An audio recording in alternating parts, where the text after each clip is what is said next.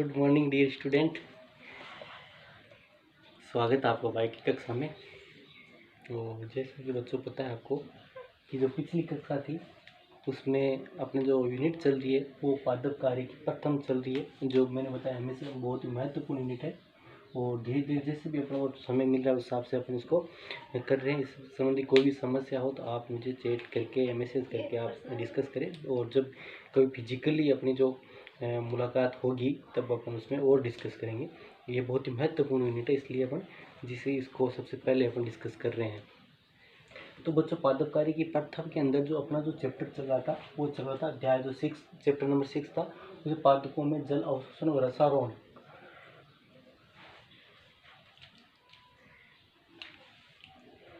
का था, वो पढ़ रहे थे अपन। ठीक है, अब बात करते हैं इसमें। जैसे पिछली कक्षा की बात की थी बच्चों, तो पिछली कक्षा के अंदर अपन ने जो डिस्कस किया था यहाँ पर, वो क्या डिस्कस किया था? जल में पादपों में जल अवशोषण मार्ग के बारे में अध्ययन किया था। जो मैंने बताया बहुत ही महत्वपूर्ण है, पादपों में जल अवशोषण के मार्ग की बात करते हैं। तो मार्ग, जल अवशोषण के जो मार्ग होते हैं, मतलब क्या होता है, जो मूल रोम से अवशोषित जो जल है वो जाइलम तक पहुंचता है, उसको पार्श्व प्रवाह बोलते हैं। और पार्श्व प्रवाह में 3 प्रकार के जो पथ होते हैं उनका उपयोग होता है, 3 प्रकार के रास्ते होते हैं या 3 प्रकार के जो मार्ग होते हैं उनका उपयोग होता है। पहला अपना जो था वो अपोलक था, लवक था, जिसको एपोप्लास्ट बोला था। और एपोप्लास्ट क्या था बच्चों, आपको पता ही होगा कि जो निर्जीव कोशिका भित्ति और जो कोशिकाओं के बीच में अवकाश है वहाँ से जल का अवशोषण होना। दूसरा सहलवक था, जो प्लाज्मोडेस्माटा से होना। तीसरा जो अपना था, आपको याद होगा, तो तीसरा जो था वो था आपके रसधानी पथ। मतलब क्या होता है, रसधानी के माध्यम से, इसमें प्लाज्मोडेस्माटा का कोई रोल नहीं होता है। रसधानी के माध्यम से क्या होता है, जल का जो होता है प्रवाह होता है। बच्चों आज की कक्षा के अंदर अपन बात करें तो आज की कक्षा में जल अवशोषण को प्रभावित करने वाले जो कारक है उनके बारे में अपन बात करेंगे।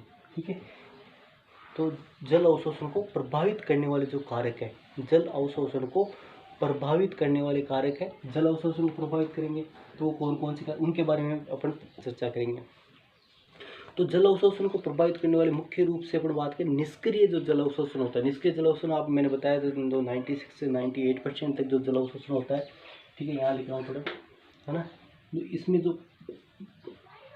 कारकों की बात करेंगे वो किसको करेंगे? ठीक है, निष्क्रिय जल अवशोषण को प्रभावित करेंगे। ठीक है, निष्क्रिय जल अवशोषण को प्रभावित करने वाली कारक। क्यों? क्योंकि अपन को पता है जो पादपों के अंदर जो होता है वो मुख्य रूप से 96 से जो 98% जो अवशोषण होता है। ठीक है, 96 से जो 98% तक जो जल अवशोषण होता है वो निष्क्रिय जल अवशोषण की वजह से होता है। तो अपन यहाँ मुख्य रूप से बात करें निष्क्रिय जल अवशोषण को प्रभावित करने वाले कारक है, उनके बारे में अपन चर्चा करेंगे। तो निष्क्रिय जल अवशोषण को प्रभावित करने वाले कारकों की बात करें तो उसके अंदर जो मुख्य रूप से जो कारक आते हैं, देखो पहला जो कारक आता है वो आपने आता है प्राप्य मृदा जल। ना 1 बाय 1 पढ़ेंगे सभी के बारे में। तो सबसे पहला जो कारक आता है बच्चों वो आता है आपके प्राप्य मृदा जल, ये ठीक है, अवेलेबल सॉइल वाटर। दूसरा जो अपन बात करते हैं इसके अंदर आता है मृदा वातन, सॉइल एरेशन। तीसरा आता है मृदा तापमान, सेवल टेम्परेचर। और चौथा आता है मृदा विलीन की सांद्रता।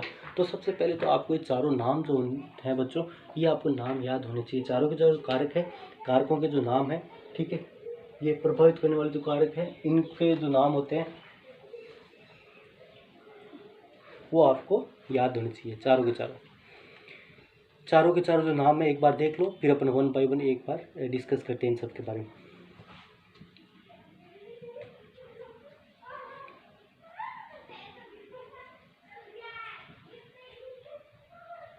देखो पहला आता है प्राप्य मृदा जल।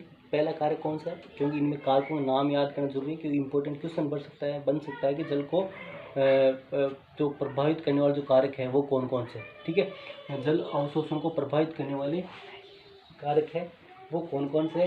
पहला आता है प्राप्य मृदा जल, दूसरा आता है मृदा वातन, और तीसरा आता है मृदा तापमान, और चौथा आता है मृदा विलीन की सांद्रता। बिल्कुल ईजी है, ठीक है, इनका अपन डिस्कस करेंगे तो बिल्कुल ईजी है, कोई दिक्कत वाली बात नहीं है। लेकिन एक बार चारों नाम पहले याद होने चाहिए आपको।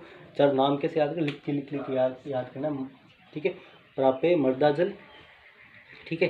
दूसरा क्या है? मृदा वातन। वातन का मतलब क्या होता है? एरेशन, मृदा के अंदर हवा कितनी है। तीसरा मृदा तापमान, जो आप समझते हो। और चौथा जो आएगा कारक आएगा वो आएगा आपके मृदा की जो मृदा में जो विलीन है, ठीक है। मृदा के अंदर जो विलीन उपस्थित है, विलीन जो लवण वगैरह घुले हुए हैं, उसकी सांद्रता किस प्रकार की है ना, उसकी सांद्रता ये भी क्या करते हैं, इसको प्रभावित करेगी। तो सबसे पहले बात करते हैं बच्चों अपन, यहाँ पे जो बात कर रहे हैं वो बात करते हैं प्राप्य मृदा जल की बात करते हैं। तो सबसे पहले बात करते हैं अवेलेबल सॉइल वाटर। प्राप्य मृदा जल, प्राप्य मृदा जल क्या होता है बच्चों, देखो प्राप्य मृदा जल क्या होता है, ठीक है। प्राप्य मृदा जल क्या होता है,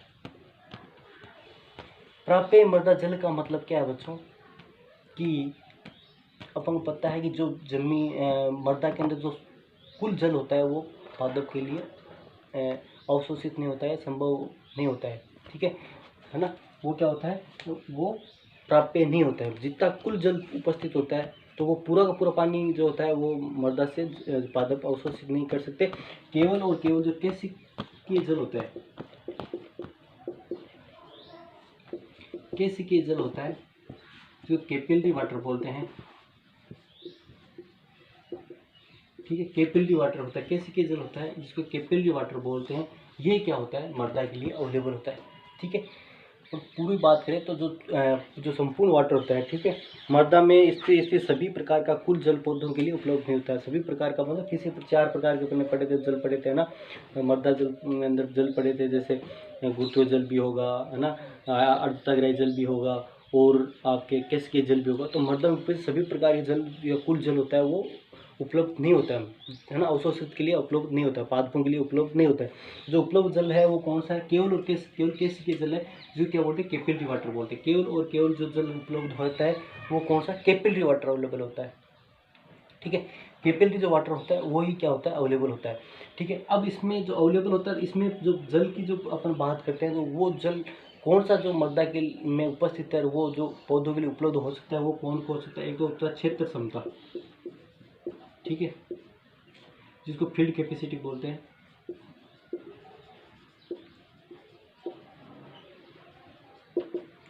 ठीक है। क्षेत्र क्षमता या जल धारण क्षमता,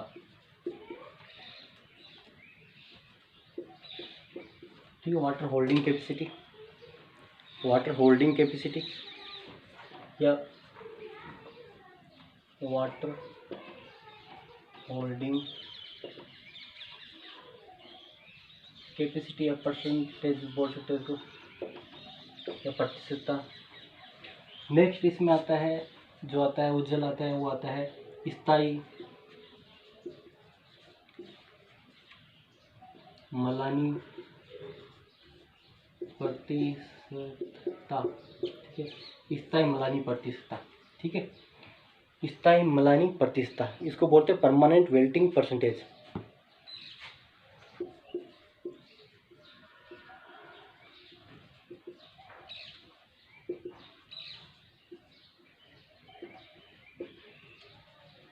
अब यहाँ पर जो अपन बच्चों बात कर रहे हैं, इसका बात का मतलब क्या है, मेरा कहने का मतलब क्या है, कि जो मृदा के अंदर जो इसकी बात करते हैं, सामान्य मृदा में जो आदर्श स्थिति है वह मृदा में जल इसकी क्षेत्र क्षमता या स्थायी मलानी प्रतिशतता की प्रक्षेत्र में होना चाहिए। मतलब क्या होता है, वो जल इसकी मतलब जो जल धारण क्षमता है वो होनी चाहिए इसमें, ठीक है। क्षेत्र क्षमता है, जल धारण क्षमता इसकी होनी चाहिए, वो स्थायी मलानी प्रतिशतता से प्रक्षेत्र होना चाहिए, मतलब इससे जो होता है इससे ऊपर होना चाहिए, है ना। तो जल की अपन बात करते हैं, जो अवेलेबल जल है, जो उपलब्ध जल है, वो इस पैरामीटर को क्रॉस करना चाहिए, मतलब क्या, इस पैरामीटर में आना चाहिए, ठीक है। ये इस पैरामीटर से ऊपर होना चाहिए, ये जो पूर्ति है ये करते रहना चाहिए उसके द्वारा। देखो जैसे अपने बात करें तो इसमें जैसे समय जल अवशोषण में सबसे आदर्श स्थिति हुआ है कि मृदा जल में इसकी क्षेत्र क्षमता अथवा जल धारण क्षमता अथवा स्थायी मलानी प्रतिशतता के प्रक्षेत्र में हो, ठीक है। मतलब इसका होता है इस रेंज के आसपास या इस रेंज से ऊपर होना चाहिए जल की क्षमता की बात करते हो। तो ये मैं क्या कर रहा हूँ कि जो अवेलेबल जल है वो इन जो पैरामीटर्स है इनके बारे में पूरी इसके जो फुलफिल करना चाहिए, पूर्ति होती है। देखो अब क्षेत्र क्षमता या जल धारण क्षमता क्या होती है, देखो फील्ड कैपेसिटी क्या होती है।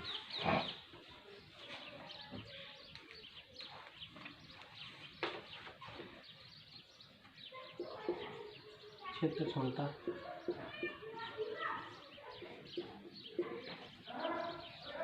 कैपेसिटी।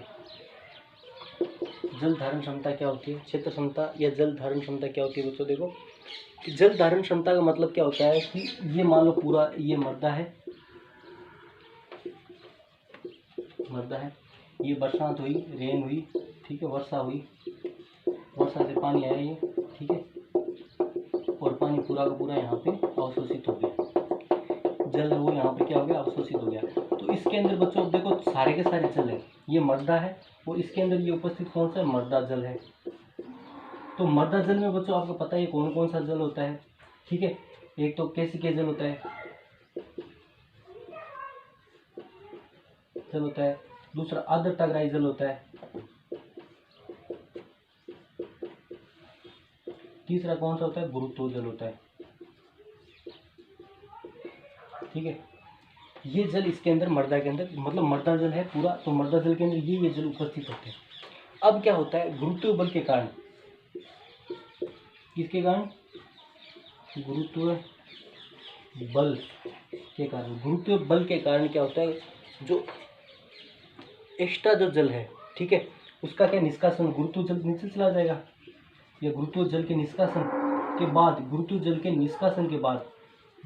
के निष्कासन के बाद जो जल बचता है उसको क्या बोलते हैं, क्षेत्र क्षमता, उसको क्या बोलते हैं, क्षेत्र क्षमता, फील्ड कैपेसिटी बोलते हैं। मतलब अब कितना उसमें वाटर होल्डिंग कैपेसिटी है, मतलब जल की धारण क्षमता कितनी है, मतलब जल को कितना धारण कर सकती है।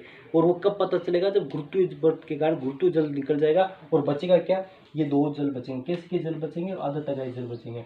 तो ये जब इसके अंदर मिट्टी के अंदर कितना है, उसी को जो उसकी धारण क्षमता बोलेंगे, मतलब इसको कितना धारण कर रखा है, इसको कितना धारण कर रखा है।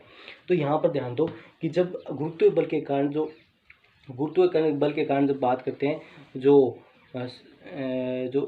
अतिरिक्त जल होता है वो निष्कासित हो जाता है, ठीक है। गुरुत्व जल के कारण अतिरिक्त जल के निष्कासन के बाद जो शेष बचा हुआ जो जल होता है उसको क्या बोलते हैं, जल धारण क्षमता बोलते हैं। क्या बोलते हैं, जल धारण क्षमता, क्षेत्र क्षमता या फील्ड कैपेसिटी बोलते हैं। देखो वापस ध्यान दो कि मैंने क्या, बरसात होती है, बरसात के अंदर इसमें मृदा जल अवशोषित की, मृदा जल के अंदर तीनों ही प्रकार के जल होते हैं, कोशिकीय जल भी होता है, आर्द्रताग्राही जल भी होता है, गुरुत्व जल भी होता है, ठीक है, ये तीनों जल होते हैं। अब मैं क्या करूँ, गुरुत्व बल के कारण जो अतिरिक्त जल होता है, अतिरिक्त जल होगा वो गुरुत्व बल के कारण, गुरुत्व जल मान लो उसको, ठीक है, गुरुत्व जल बोलेंगे। गुरुत्व बल के कारण निष्कासित तो मतलब नीचे चला जाएगा, ग्राउंड में चला जाएगा। अब जो शेष बचा हुआ जल उसी को क्या बोलेंगे, उसकी जो मिट्टी की होगी उसको क्या बोलेंगे, क्षेत्र क्षमता या जल धारण क्षमता बोलेंगे। इसके अंदर दूसरी एक टर्म्स और आती है बच्चों, है ना, प्राप्य मृदा जल के अंदर, वो आती है स्थायी मलानी प्रतिशतता।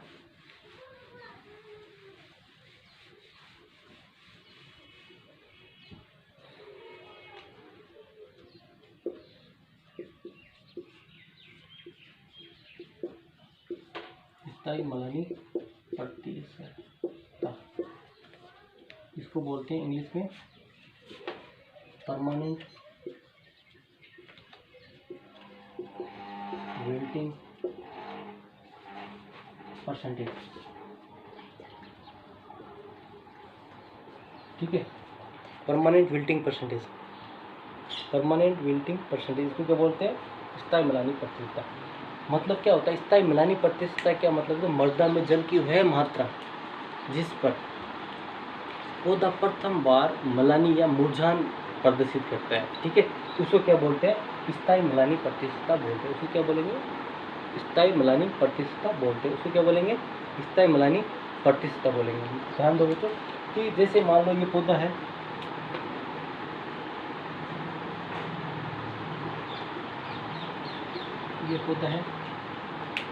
और ये इसमें उगा हुआ है, पौधा है, ये मिट्टी में उगा हुआ है ना। तो अब क्या होगा, मान लो इसके अंदर अभी एक एग्जांपल बता रहा हूँ मैं, अब समझाने के हिसाब से, मान लो इसके अंदर 100 ml वाटर है, ठीक है, और ये अच्छे से खिला हुआ है, खिल रहा है पौधा। लेकिन मान लो इसके अंदर अभी 80 ml वाटर हो गया, पानी सूख गया, ये गुरुत्व जल नीचे चला गया और वाष्प पोषण की वजह से जल कुछ ऊपर से होता है ना, तो उसकी वजह से कुछ जल हो गया वो हवा में उड़ गया। तो इसमें पानी मान लो 20 ml पानी कम हो गई। अब 20 ml पानी कमी हो गई तो अब मान लो ये पत्तियाँ थी वो अब मुरझान प्रदर्शित, मतलब मुरझा रही है ना।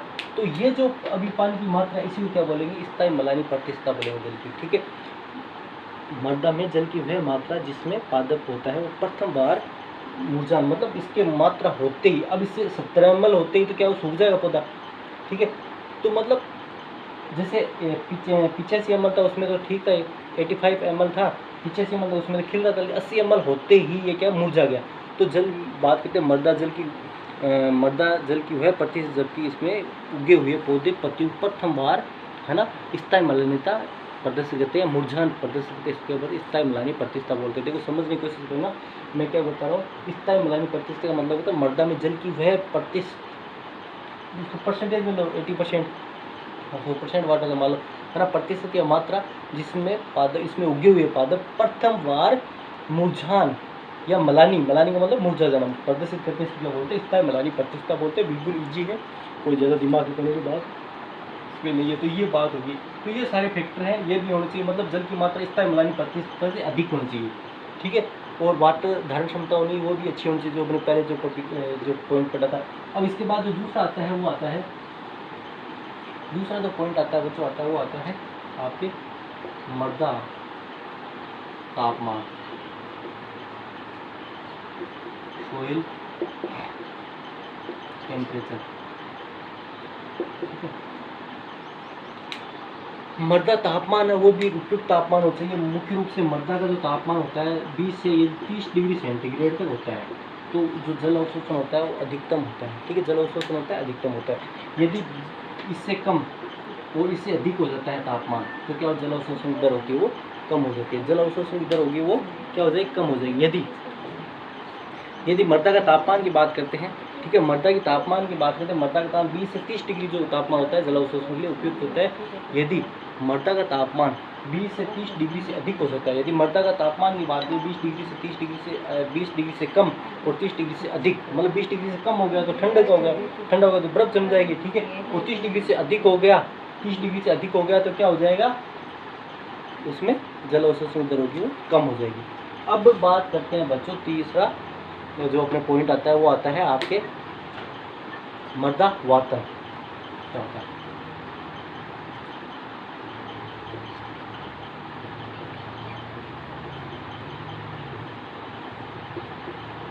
सोइल एरेशन, ठीक है। मृदा वातन से मतलब है कि मृदा के अंदर हवा या वायु की तीव्र उपस्थित है। जो दोमट मृदा होती है, दोमट मृदा होती है, दोमट मृदा में क्या होती है, कण जो होते हैं मोटे मोटे होते हैं, इनके अंदर जो एरेशन होता है, मतलब क्या होता है, हवा, जो हवा होती है, ठीक है, जो हवा होती है वो इस प्रकार से एरेशन होता है वो ज़्यादा होता है, ठीक है, एरेशन होता है वो क्या होता है, ज़्यादा होता है, इस प्रकार से, इस प्रकार से यहाँ पे जो होता है। तो ये क्या होती है, उपयुक्त मृदा होती है, जल अवशोषण के लिए होती है, ये क्या होती है, उपयुक्त मृदा होती है। और जो जलाकांत मृदा होती है,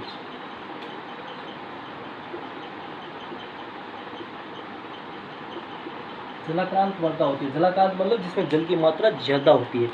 जलाक्रांत मृदा से मतलब क्या है, जिसमें जल की मात्रा ज़्यादा होती है उसमें जल अवशोषण की दर होती है वो कम होती है, क्योंकि उसमें जो जड़ें होगी वो जल अच्छे से अवशोषित नहीं कर पाएगी, ठीक है, क्योंकि उसमें क्या ऑस्मोटिक वो रूल लग जाएगा, उसमें प्राशन वाला नियम लग जाएगा, उसकी वजह से क्या हो जाएगा कि एक सेचुरेशन हो जाएगा, है ना, एक संतृप्तता हो जाएगी, उसकी वजह से क्या हो जाएगा जल का जो बात करते हैं जो अवशोषण होगा वो कम हो जाएगा। तो इसलिए अपन कह सकते हैं जो दोमट मृदा होती है उसमें वातन अच्छे से होता है ना, एरेशन अच्छे से होता है, और एरेशन अच्छे से होगा तो दोमट मृदा में जल अवशोषण जो होता है वो अच्छे से होता है, और पौधों के लिए सबसे उपयुक्त प्रकार की मृदा होती है, आपको दोमट मृदा आप जानते हैं। इसके बाद जो जलाकांत मृदा है, ठीक है, जलाकांत मृदा में जल अवशोषण दर होती है वो कम होती है। इसके बाद बच्चों बात करते हैं अपन जो चौथा जो पॉइंट था अपना वो आता है मृदा विलीन की सांद्रता।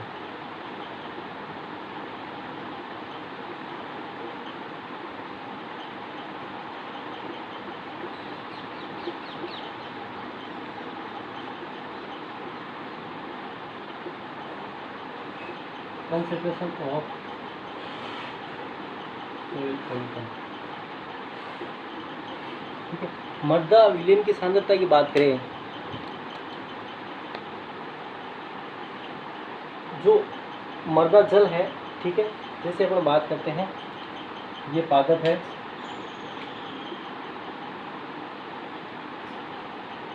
ठीक है, और ठीक है, ये मिट्टी है और ये इसकी जड़ें हैं। तो आपको पता है यदि यहाँ पर जो मृदा है, ये मृदा जल है, मृदा जल है, इसमें यदि खनिज तत्वों की सांद्रता ज़्यादा होगी, इसमें क्या होगी, खनिज तत्वों की सांद्रता ज़्यादा होगी, ठीक है। इसमें यदि खनिज तत्वों की सांद्रता ज़्यादा होती है, इसमें खनिज तत्वों की सांद्रता ज़्यादा होगी तो क्या होगी, खनिज तत्वों की सांद्रता ज़्यादा होगी तो मृदा की सांद्रता अधिक होगी, मृदा की सांद्रता अधिक होगी तो जो जल का अवशोषण होगा वो नहीं होगा। क्यों? क्योंकि परागण के नियम के अनुसार क्या होगा, इधर सांद्रता ज़्यादा होगी, इधर सांद्रता कम होगी, ठीक है, तो जल तो बाहर आ जाएगा। तो उसमें क्या हो जाएगा, सांद्र जो विलयन होता है, मृदा सांद्र विलयन होता है, ठीक है, उसमें जल अवशोषण की जो दर होती है वो कम होती है। मृदा सांद्र विलयन में जल अवशोषण की जो दर होती है बच्चों कम होती है। और तनु विलयन होता है, मृदा तनु विलयन का मतलब क्या होता है, यदि मृदा है और इसके अंदर खनिज लवणों की सांद्रता कम है, खनिज लवणों की सांद्रता कम है, तो जल का अवशोषण क्या हो जाएगा, तो मृदा तनु विलयन में से क्या हो जाएगा, जल अवशोषण हो जाएगा। और सांद्र विलयन में क्या हो जाएगा, सांद्र विलयन में